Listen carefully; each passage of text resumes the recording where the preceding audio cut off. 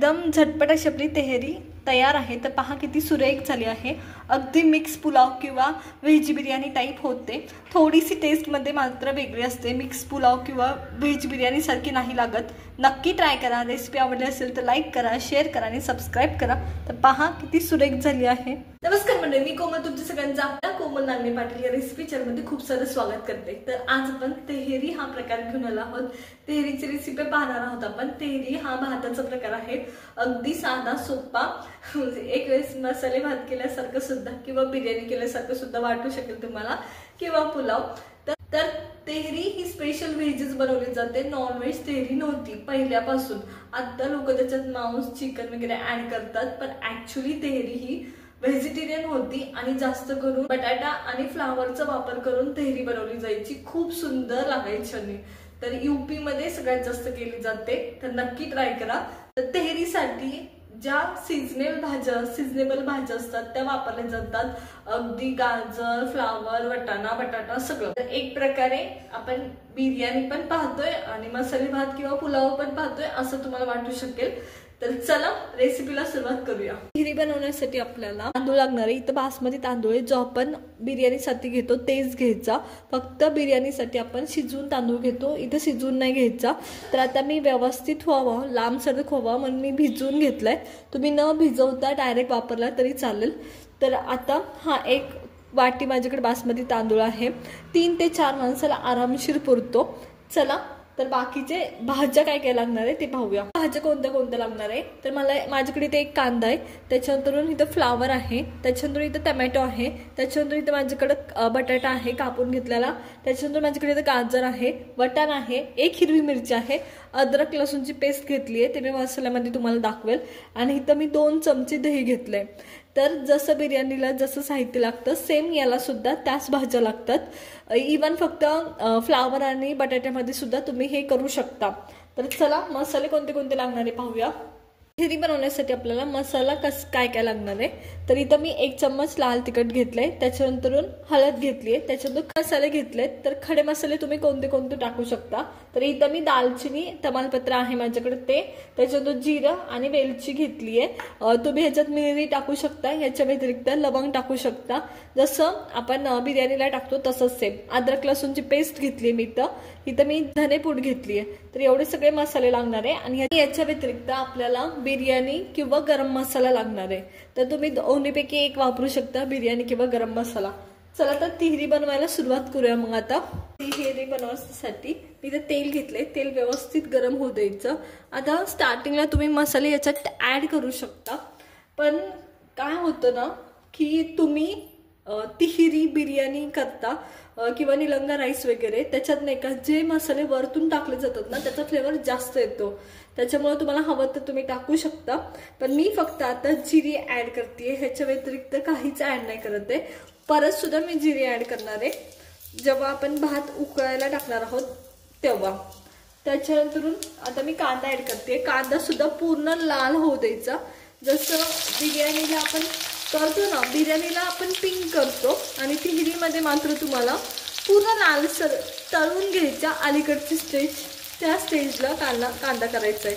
तर मी तुम्हाला दाखवते ऍक्च्युली कसं आपल्याला कांदा करायचा आहे। तर इथे मी कांदा व्यवस्थित लाल करून घेते। तर हे पहा, व्यवस्थित परतून घ्यायचा।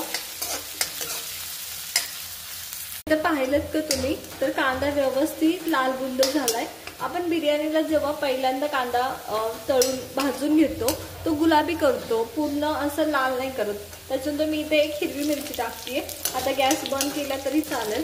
त्याच्यानंतर आपण भाज्या ऍड करणार आहोत आधी सगळ्यात पहिले। तर मी इथं ज्या शिजायला जास्त वेळ लागतो त्या भाज्या आधी ऍड करते, जसं की बटाटा, त्याच्यातून गाजर, ह्या भाज्या आधी ऍड करायच्या जेणेकरून व्यवस्थित परतलं गेलं पाहिजे या पद्धतीने। सेम टाइमाला मी अद्रक लसूणची पेस्ट ऍड करते, आधी ऍड केली असती भाज्या टाकायच्या आधी तरी चालली असती, पण तेल बरंच गरम असतं म्हणून मी नंतर ऍड केली आहे। तर व्यवस्थित होऊन जाते, करपत पण नाही आणि परतून पण व्यवस्थित जाते भाज्यांसोबत। आता आपलं अद्रक लसूणची पेस्ट आणि बटाटा आणि गाजर व्यवस्थित परतून झालेत. त्या टायमाला मी वाटाणा ऍड करते. वाटाणा सुद्धा व्यवस्थित परतून घ्यायचा. वाटाणा भातासोबत शिजला जातो, त्याच्यामुळे खूप जास्त वेळ सुद्धा काही परतण्याची गरज नाहीये. अगदी 1 मिनिटभर परतला तरी बास आहे. या पद्धतीने वाटाणा सुद्धा माझा एकदम व्यवस्थित परतला गेलाय. तर त्या टायमाला आपण राहिलेल्या भाज्या आपल्या जसं की फ्लावर आणि टोमॅटो ते ऍड करतोय.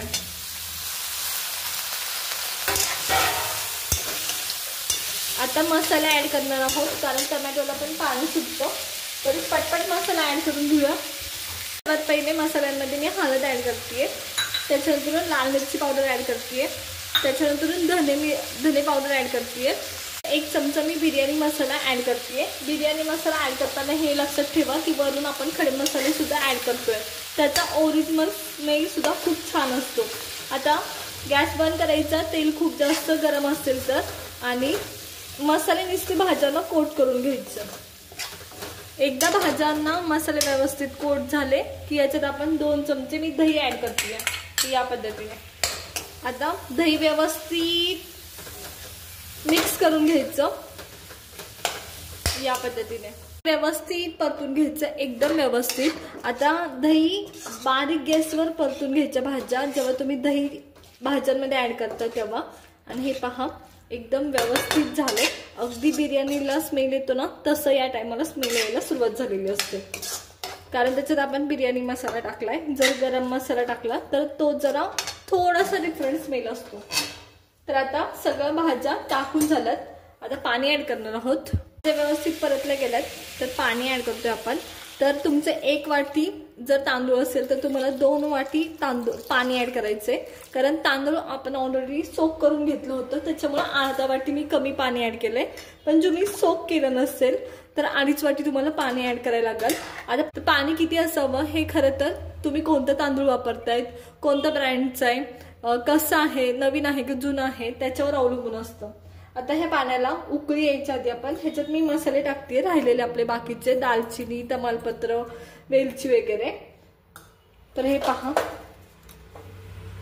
पाण्याला उकळी यायची आहे. तर मसाले ऍड करून झालेत. तर आता मीठ राहिलंय, तर मी चवीनुसार मीठ सुद्धा ऍड करून घेतलं आणि व्यवस्थित उकळी येऊ द्यायची याला छान अशी. इथे पाण्याला व्यवस्थित उकळी यायला सुरुवात झाली आहे. पाण्याला व्यवस्थित उकळी झाल्यावर आता खूप वेळा काय होतं की आपल्याला अंदाज येत नाही पाणी किती लागणार आहे. अशा टायमाला जेव्हा असं भात करायचा असतो, सरळ थोडंसं एक्स्ट्रा पाणी टाका, ते पाणी साईडला काढून ठेवा आणि ते जे ऍक्च्युअल हेच पाणी आहे तेच टाकायचं. जर तुम्ही वरतून जर साधं पाणी ऍड केलं तर भाताची चव पूर्ण बिघडते. त्याच्यामुळं जे पाणी ह्याच्यातलंच पाणी अंदाज येत नसेल पाणी किती लागणार आहे तर ह्याच्यातलंच पाणी साईडला काढून ठेवायचं 1 वाटी अर्धा वाटी आणि परत गरजेनुसार ऍड करा, म्हणजे त्या भाताची चव बिघडत नाही आहे, त्या मसाल्यामध्ये व्यवस्थित भात होतो. चला तर मग मी हे आता उकळी आले तर भात ऍड करून घेते, म्हणजे तांदूळ ऍड करून घेते. तर हे पहा या पद्धतीने आणि हे व्यवस्थित मिक्स करून घ्यायचं. हा भात हा मोकळा असतो बिर्याणी सारखा, त्याच्यामुळं लक्षात घ्या. त्याला एक व्यवस्थित चांगली उकळी द्यायची आणि मग आपण ताट झाकणार आहोत. चला तर मग उकळी यायची वाट पाहूया आधी आणि मग आपण ताट झाकूया. तुम्हाला हवं असेल तर पुदिना वगैरे टाकू शकतात, गरज असेल तर तुम्हाला हवं असेल तर, पण तशी तर काही गरज नाही. चला तर मग पाहूया वाट ह्याची. भाताला उकळी यायला सुरुवात झाली. आता ताट झाकायचं आणि कमीत कमी 15 मिनिटं तरी उघडायचं नाही. व्यवस्थित तांदूळ शिजायला 15 मिनिटं लागतात कमीत कमी. चला तर मग शिजून घेऊया पटकनी. आता जवळजवळ 10 मिनिटं झालेत. आपण उघडून पाहणार आहोत तेहरी कशी झाली आहे. तर पहा किती अप्रतिम दिसत आहे, खूप खूप सुरेख झाली आहे. तर सगळ्या साईडनी पहा अप्रतिम. तर पहा किती सुरेख झाली आहे. तर आपण हिला हलवून घेणार आहोत. तर मोकळी मोकळी होते, अगदी बिर्याणी होते ना, तर पहा तर या पद्धतीने अगदी मोकळी होते, अशीच झाली पाहिजे आणि. तर पहा खूप मस्त. तर नक्की ट्राय करा.